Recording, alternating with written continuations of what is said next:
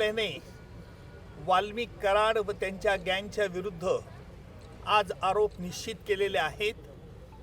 दिनांक 9 डिसेंबर 2024 रोजी संतोष देशमुख यांचा कट करून संगनमताने आरोपींनी खून केला आणि त्याचप्रमाणे यातील काही पुरावा नष्ट करण्याचा प्रयत्न केला.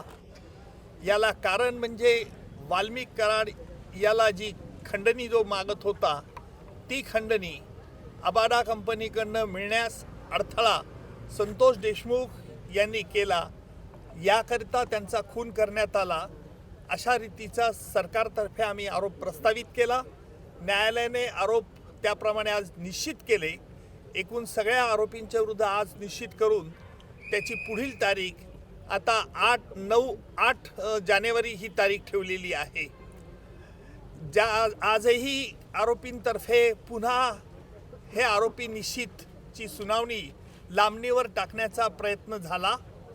आरोपींनी या खटल्यामध्ये आतापर्यंत जे D2 ऑपरेशन केलं, ज्याप्रमाणे पाकिस्तानतर्फे K2 operation, K for Kashmir आणि K फॉर खलिस्तान असं केलं जात होतं, त्याचप्रमाणे आरोपींनी देखील या खटल्यात वेळोवेळी वेगवेगळे हातखंडे वापरून D2 operation, D for delay आणि डिरेल, उशीर करणं आणि खटला उलथून टाकण्याचे प्रयत्न होते. त्याला आज आरोप निश्चित झाल्यामुळे या प्रयत्नांना चाप बसलेला आहे आणि यापुढचं सुनावणी, यापुढे जी 9 तारखेला सुनावणी आहे त्यामध्ये सरकारतर्फे कागदपत्र ज्यांच्यावरती प्रॉसिक्युशन भिस्त ठेवत आहे ती कागदपत्र आरोपीला मान्य आहेत किंवा अमान्य आहे याच्याकरता विचारलं जाईल. त्याच्यानंतर साक्षीदारांची यादी दिली जाईल आणि प्रत्यक्ष पुराव्याचं काम लवकरच सुरू होईल.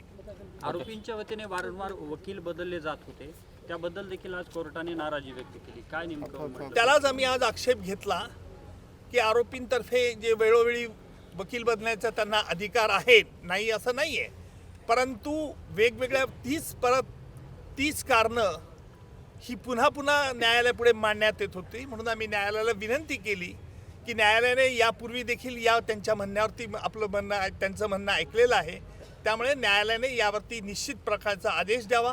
त्याप्रमाणे निश्चितपणे आज न्यायालयाने प्रत्येक आरोपीला विचारलं, तुमच्या विरुद्ध हे आरोप ठेवण्यात आलेले आहेत. सगळे आरोप तुरुंगातच होते.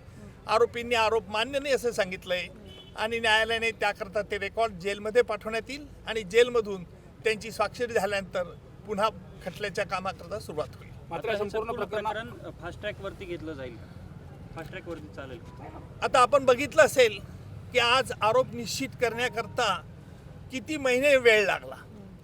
न्यायालयाला वेळ द्यावा लागतो कारण वेगवेगळ्या कायदेशीर बाबी हरकती घेऊन हा खटल्याबद्दल आरोपी लांबवण्याचा प्रयत्न करतात हे स्पष्ट होत होतं, परंतु कायद्यामुळे त्यांना संधी द्यावी लागते आणि म्हणून फास्ट ट्रॅक कोर्ट असो का स्लो ट्रॅक कोर्ट असो, परंतु खटला लवकरात लवकर चालवण्याचा प्रयत्न सरकारतर्फे होईल. तिथून देखील स्थगिती आणण्याचा प्रयत्न केला होता, स्टे मिळण्याच्या अनुषंगाने प्रयत्न करत होते. उच्च न्यायालयाने, माझ्या माहितीनुसार उच्च न्यायालयाने आरोपी निश्चितीसाठी कुठेही स्थगिती दिलेली नाही. त्यांनी काल तसा प्रयत्न उच्च न्यायालयात केला. उच्च न्यायालयाने त्यांना तोंडी नकार दिला होता.